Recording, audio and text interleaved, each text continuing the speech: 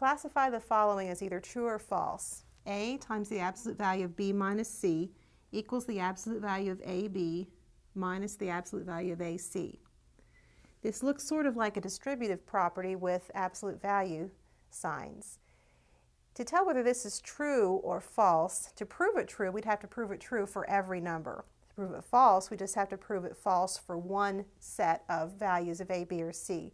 So let's just try a set. Let's try A equals 2, B equals 3, and C equals 4.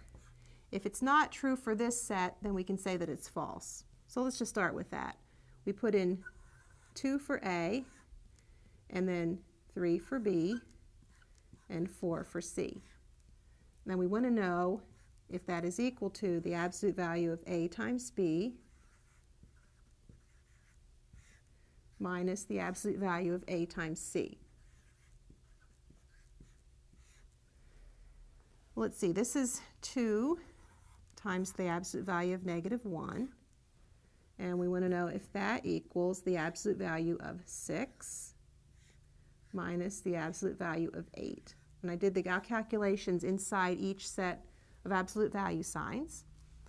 Let's take the absolute value now. We have 2 times the absolute value of -1 is 1. Does that equal the absolute value of 6 is 6, and the absolute value of 8 is 8. We have 2 here, and on the other side we have 6 minus 8, which is -2. Well, 2 does not equal -2. This is not true for this set of numbers, therefore we can say for certainty that that is a false statement.